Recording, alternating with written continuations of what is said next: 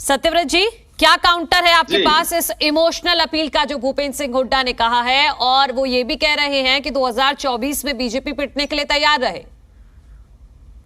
देखिए, ऐसा है कि यदि ये अपील से ही सत्ता आती तो मैं समझता हूँ रजत पुंजेटा जी अपील करेंगे चौधरी ओम प्रकाश चौटाला की ओर से। उनसे सीनियर भी है उम्र में भी और राजनीतिक अनुभव भी। वो तो कांग्रेस पार्टी से आते हैं, उनके तो अपनी घर की अपने वजूद की पार्टी रही है। अपने डठोरे से उन्होंने हरियाणा पर मुख्यमंत्री के रूप में काम किया है। तो अपील का समय और जो राजनीति है वो आजकल उस पर मायने नहीं रखते।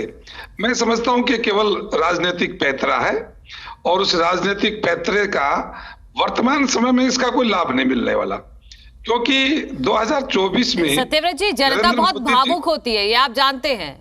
भावुकता से की गई अपील से जनता बहुत जल्दी कनेक्ट करती है, जो केसी मलकानी जी भी मान रहे हैं।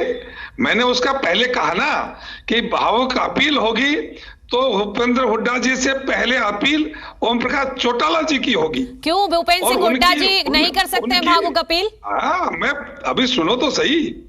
यदि वो अपील के ऊपर जनता आएगी तो अपील ये भी देखेगी कि ओम प्रकाश चौटाला की उम्र कितनी है, ओम प्रकाश चौटाला जी की शारीरिक अवस्था कैसी है और उनको राजनीति के समय कितना मिल सकता है। वैसे तो मैं समझता हूं कि जब 75 का समय आ जाता है तो विद्रोही जी भी मेरी इस बात से सहमत होंगे कि वो घर बार राज को छोड़कर लोग व्यक्तिगत साधना में लगते थे कि भाई दिन सारी उम्र हमने ये किया, आखिरी जो है वो जिस परमात्मा ने हमें जन्म दिया है उसके प्रति कुछ उत्तरदायित्व बनता है तो वो अपनी साधना लगे, परलोक को सुधारे। लेकिन यदि इस अवस्था में नहीं सत्यव्रत जी, आप भावनाओं में बहकर आप क्या कह गए हैं? क्यों? आप सत्यव्रत जी, आप age is just a number, ये तो सुना ही होगा आपने, और आप ये इस तरह से परलोक से धारे ये सब बातें मत कीजिए ना।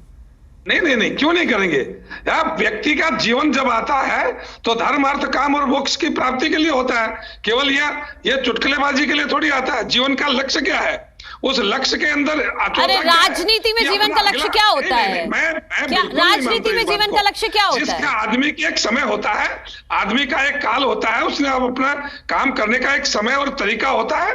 और 75 साल के बाद भी 80 साल के बाद भी यदि व्यक्ति की इच्छाएं और उनकी अपनी महत्वाकांक्षाएं यदि समाप्त नहीं होती तो फिर ये तो खाट के अंदर पैर पड़े रहेंगे, तब भी आदमी चाहेगा तो बाकी लोगों को समय कब मिलेगा। मेरा कांग्रेस के प्रति कोई सहानुभूति या उनसे विरोध नहीं है, लेकिन जो आप 75 पार और अंतिम समय की बात करें, मैं उस बयान का उत्तर दे रहा हूं कि जो उन्होंने कहा कि 75 वर्ष की हो गया और मेरी आर पार है। मैंने ये नहीं सुना कि वो पिटने के लिए तैयार हो। पिटने के लिए तो भैया 2 बार तो आपको आपकी भाषा में बोलना जवाब, यदि उन्होंने ऐसा कहा है तो मैं अभी उन्होंने कहा है कि सरकार में कर्मचारी, युवा, फसल, सरपंच सभी केवल पिट रहे हैं और सब विधानसभा चुनाव में अब की बार बीजेपी का पिटने का नंबर आ गया है, ऐसा उन्होंने कहा है।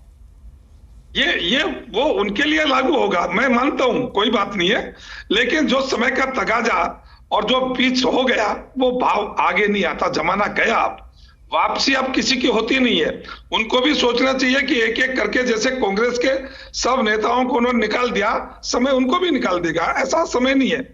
और अब समय जो है राष्ट्रवादी लोगों का है, जिन लोगों ने देश के लिए कुछ करना है।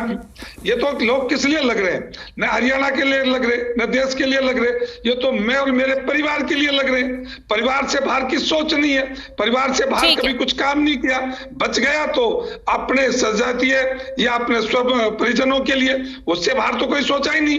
और कम से कम मैं जिस इलाके से आता हूं वो इलाका तो इन बातों को विद्रोही जी भी मानेंगे, स्वीकार करेगा ही नहीं।